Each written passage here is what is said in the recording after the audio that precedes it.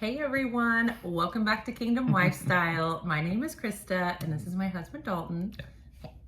So, what we wanted to do today was I counsel so many women on their kingdom spouse journey. And so we have it to where we're looking at this from the female's perspective all the time, right? And it's always like, why am I waiting so long? What's going on? What can I do to make this go faster? And, when you have a promise from the Lord, it is very mysterious because this is between you and God and you can't push his hand into anything and you don't know what's going on in the males, the one that you like. A lot of women, like, we know who it is. Like in our case, I knew who it was. I knew he was my husband. And so it's like, but he didn't know I was his wife. He knew when we would be, like, when we would get together. And all of that happened. And so it's just kind of that thing where we want to encourage women and men who are in that situation, but really women who, we know so many are in that season of you have a promise, but you're like, why is this taking so long? What is going on? And I really thought that having Dalton's perspective on it to kind of shed some light of what does it look like when the man gets a promise of marriage? What is his process like? Because I feel like all the time I'm like telling people, like God's got to get this man ready too. And you have no idea what this guy's going through. And how he's, especially the more you grow in the Lord. And I talk to so many amazing women every day that are in that situation and they have grown in the Lord so much and they're doing everything right. It's not a hold up on their end, but it's God has to get two people equally yoked at the same time and then put them together in the same place.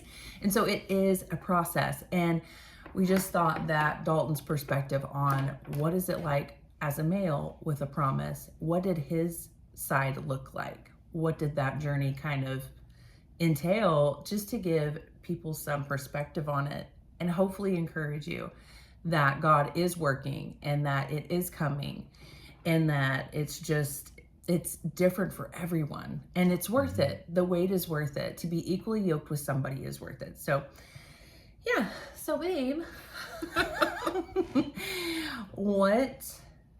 tell us a little bit about your promise and then your journey, kind of what that looked like for you getting ready, getting to that place where you're like, okay, and, getting to the finish line. Sure. I think a good portion of my journey was, there was a few good things that I had right and definitely a few things that could have been a lot better.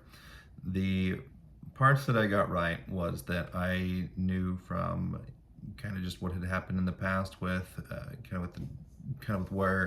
where things had left off previously. If it was something that you don't know what we're talking about, you can always go back and look at the previous videos. But coming out of an abandonment situation, in a situation like that, there was a phrase that God had told along the way whenever it was just one of the times that I asked, why was this something that it's gone through this? And the reply that I got from God was something that really kind of changed a lot of things for me. And that he said, I had other things. You wouldn't let me bring anyone else. And it was the choice that you had made in that, leading up to it is kind of there were consequences in that spot of it. And he's like, I saw this happening long before this ever took place. But he's like, at the end of the day, it was a choice that you had made and you went down that path. And so from the pain of those moments, whenever again I rededicated my life after all of those things took place, I told God one thing, and that was that regardless if it was something that if he had anyone for me, I only wanted that person in that way. And I was fully prepared to not be, basically to spend the rest of the time single if it was something that there was any possibility of me messing that up again. And so God gave me a promise of basically saying that there is one that's coming, and it's going to be the one that I have ready for you, and the one that's ready for you, one that's ready for you in that way. And me, in the place of unhealedness that I was, thought that God needed help bringing her there. So a lot of my wilderness was figuring out, just in these time and time again, that God doesn't need that help. He's perfectly God's capable. perfectly capable, and it's just kind of as a funny way to kind of like show what that looked like. One I of think the that's good though. Yeah, one of the people, and these weren't like any like super involved relationships. It was just something that was, just dating, and it had gone through some of the dating apps to try and help God find the path home. And the one of the encounters that I had, that it was just something that I had taken this girl out, and every single question that I asked, I knew the exact answer that she was going to say. And it was something that I knew it verbatim, every single word that she was going to say before she spoke it. And at the end of that date, I was so bored. So bored. That's what I was It going to was ask. so intolerably bored at the end of it. And I was like, God, what was that? And he said, oh, she was basically just the female version of you. And I was like, well, why is that the case? And basically the Holy Spirit's response was like, well, you're the only one that can tolerate you right now. And that was like, I thought that was pretty funny. And then it was realizing like, yeah, that actually was really true. And there was a lot of healing that still had to take place in the promise. So even though that she had a promise of knowing who, I was still in the struggling part of trying to get the healing in the areas that I needed, as well as being able to try and figure out how to navigate the problems that were still currently ongoing in a very severe way. There was a lot of turmoil, a ton of spiritual warfare. Spiritually speaking, were things trying to kill me and not take me out of the game, and it was very apparent. And anyone that had any connection to knowing what that looked like knew exactly just how dire a lot of those situations were. And that's a part where all of those things combined, there really wasn't a spot where I was in a place where I could even begin as a relationship yet. And that was again a part of the growing process, as things weren't fully finalized in that part either. I thought that, I was trying to justify it and saying that's like, well, nothing's happening, and there's not going to be any boundaries that are crossed, and there's not going to be any issues that happen and pull up across the way. But it was immature in the way that I had a thought about it, and it was something that in God's timing, that's whenever a lot of those things actually fell into place. And it was something that it wasn't really until the closure at the end of that period, in that time whenever God said that she was going to be here by, that's when everything really fell into place and God's timing took over. And at that point in time, I had been kind of burned from my own decisions quite enough that I was able to be humble and teachable, and I was able to actually learn and grow and get on the pace where she was at. Because if it was something that we would have shown up at any point along that way, and I wasn't ready and she was, or she was ready or she wasn't ready and I was, that's not equally yoked. That's something that you end up having one person pulling the other direction, and you end up going in circles, because it's something that you don't have both pulling in the same force in the same direction moving forward.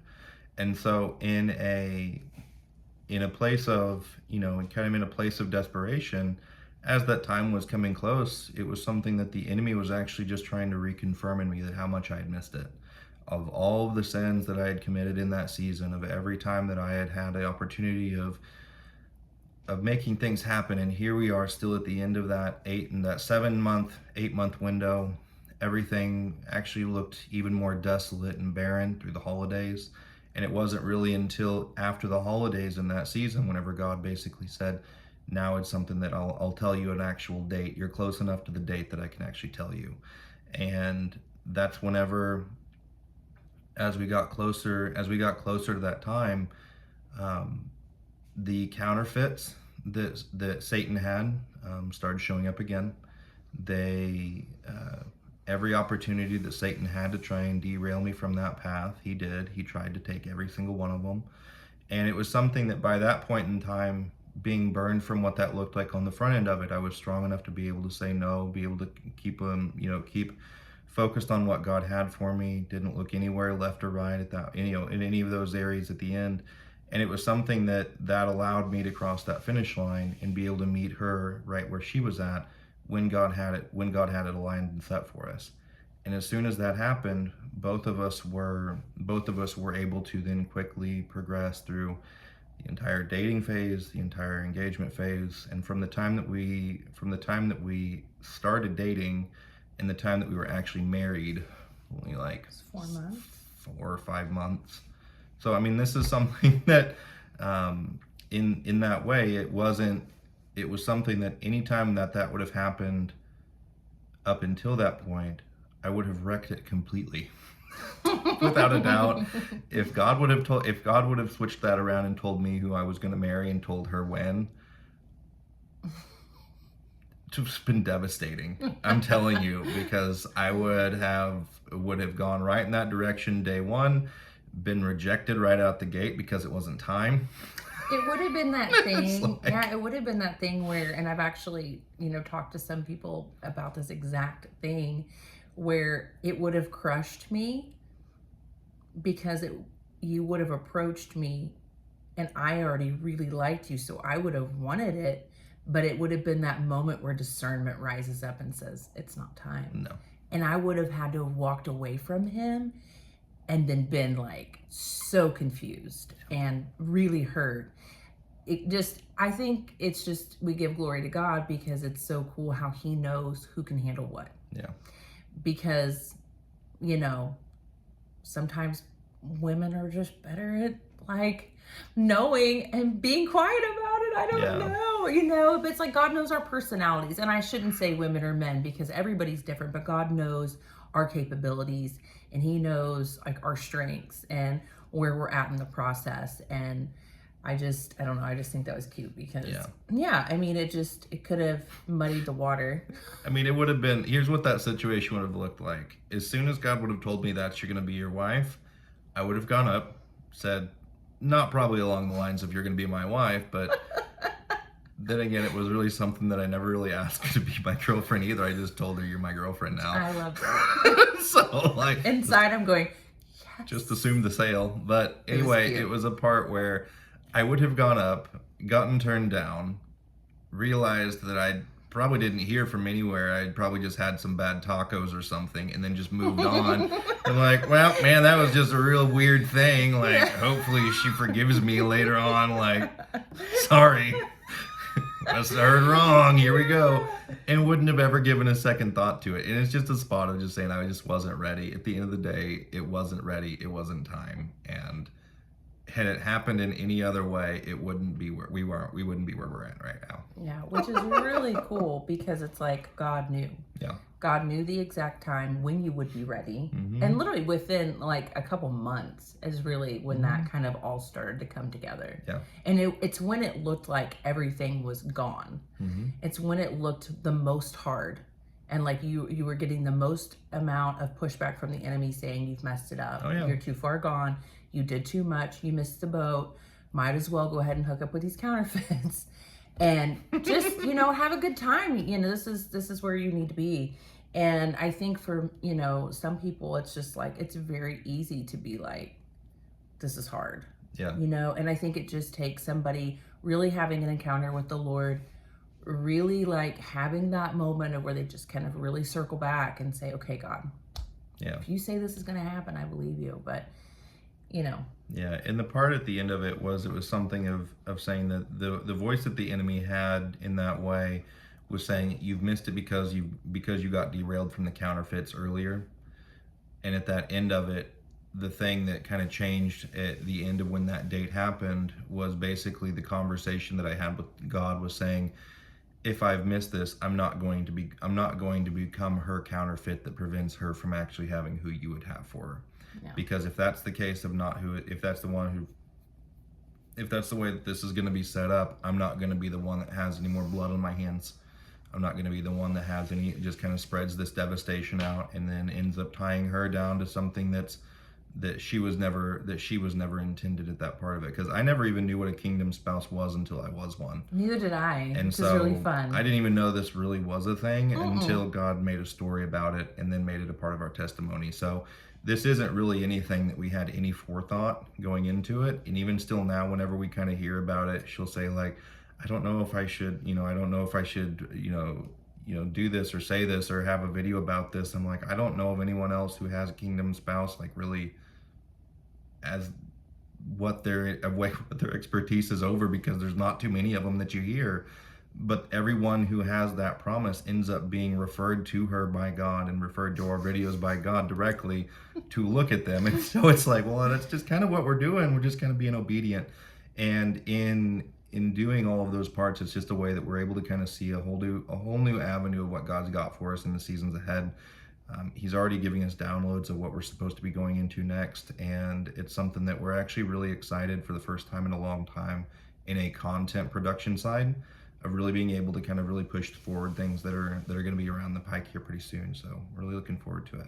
Yeah. So if you were to give somebody, a woman, advice who's waiting, they've got the promise from God, but they have absolutely no idea what's Sure. happening with the man that God told them they were going to marry.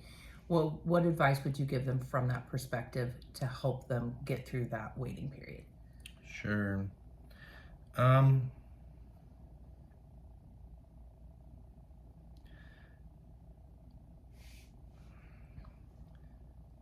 Mates and dates are a very hard thing to kind of give people advice over. When you see that promise making mistakes actively, it makes it very difficult to kind of feel like that spot of saying, am I hearing from God? Did I hear it correctly? What in the heck is happening? Because it actually looks worse now than what it was before you told me. God, is that something that I'm starting to question things that I never really questioned because of this experience here. In that part of it, I would start to say that if what you're looking at doesn't look like it's making sense, there's probably a lot of spiritual warfare and a lot of spiritual baggage that's taking place. Both of those things are going to be trying to stand every bit more from making this communion happen, because it's not just one testimony that's coming out of it, but it's a joint purpose that God has for both of you working together to achieve a task, and Satan knows that. It's not just because in order for him to stop that purpose, he just has to stop and slip up one. And so it's not like it's just one person, one focus, one testimony, one option. It's something that both of those have to be in line in order for that to purpose to really come to the fullness of what God can handle. If it's something that doesn't look like it's making sense, you just have to pray for that person.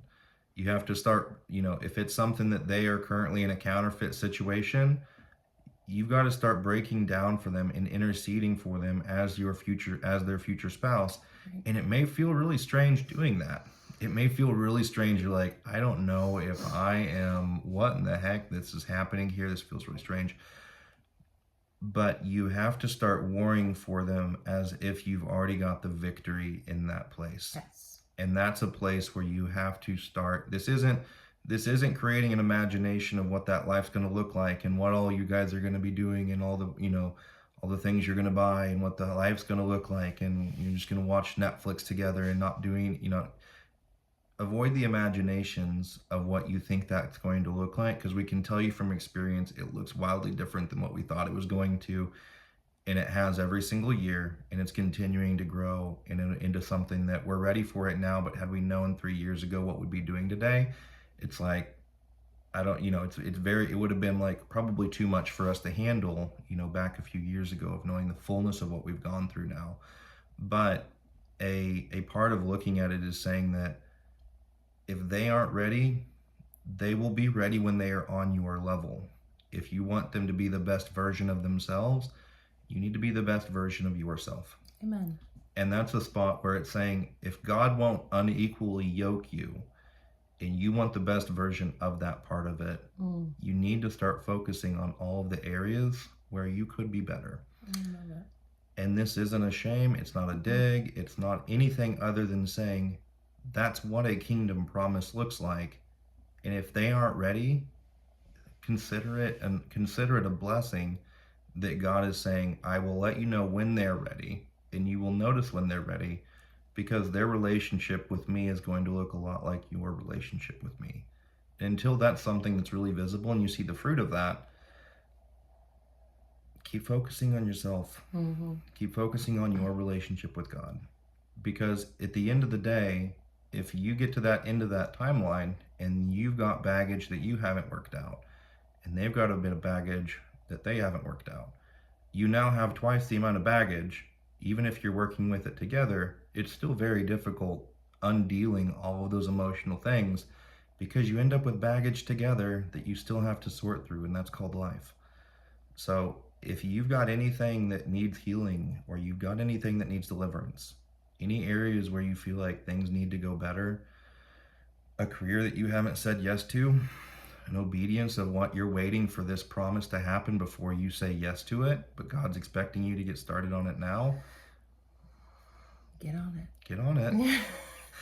And it's just it's saying that there's not really any fluff around it. This is just what that looks like. Yeah, the more prepared you are, the females percent, the more, and even he would agree with me, Yeah. the more prepared you are when that door opens and you are, now we are together. Because when you come together, it's going to be quick. It's going to go from nothing to everything so fast. Now you have no time alone. You don't have any time to get anything in order. So this is, the waiting season can be very hard, but it is so crucial because it's time to get your affairs in order. Yeah. Clean out that closet, throw away old things, it's like just getting as much done as you can and doing it with the Lord. And I really think, like, with the Kingdom Spouse journey, it's like, whenever God says, I have this person for you, your commitment really kind of is to God first, because you're like, okay, Lord. And it really is. It's like, it's living up to that commitment with the Lord. And like when he was talking about being the best version of yourself, really growing. And I talk to so many amazing women every day that are doing this. So this is not like some of this is like, this is a confirmation to you. And some of this is really what you need to hear. And so it's like, just really like, how can I grow in the Lord? What do I need to, where are my emotional wounds? Where do I need, like he was saying, because these are all things that are going to get poked the moment you're with that person. Because the enemy will say, oh, well, I've got all these ways that I can trigger this person as soon as they're together, so I'll just work on it once they're together. I don't have to tear this down now. I'll just tear it down once they're together, because that is a true thing. And it's like, you want to try to avoid as much of that as possible while you have the time. And then there will be things that God's like, no, I need this person to help you work through this. Sure. And that's fine too. But it's kind of like those doors that are open. Yeah. Those things that are just like, you keep dealing with it. Like, you might have 3 issues, one of which requires your spouse to be present to help you through it, and 2 of them that don't. Right. It doesn't mean you forego the 2 that you can work on because the one that's not here yet isn't here yet. Yeah. If it's something that you've got 2 of those things now that you can work on, that's kind of where it's you develop self-perseverance, you develop self-discipline, you develop all of these other things, you hone gifts.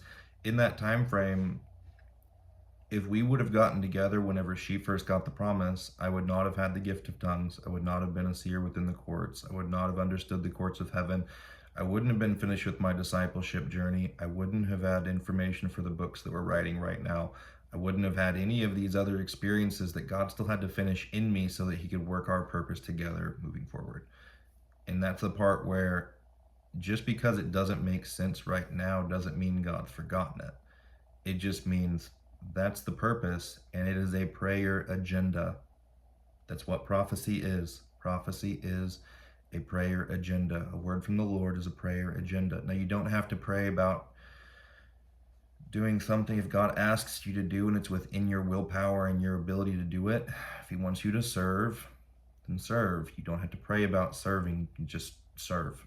Something that you don't have to get a confirmation from 15 different people saying, oh, I really just need to hear from them because I know that they hear from God. I need them to confirm the fact that I'm supposed to work and volunteer in this, in this position. Or, if it's something that you need, that's great. If it's something that you need it, God will give it. But at the end of the day, don't rely on it. If it's something that you heard from, you heard from it. You've known what voices, what God's voice sounds like. You know how you can get those confirmations for yourself, and you start realizing I think this is what he's getting at, bring it before other people who are prophetic, bring it before other people who are in your church, and your elders get plugged in, and make it to where it's something that you have a voice in a direction, and they're able to kind of help you in the process. This isn't an isolated path. It's not something that you need to be dealing with just everything by yourself. Get the help to figure out how you need to get through some of these things. If not, pray about God to send you a way to kind of make that make sense, and start working on the things that can get worked on now. Amen. Bam.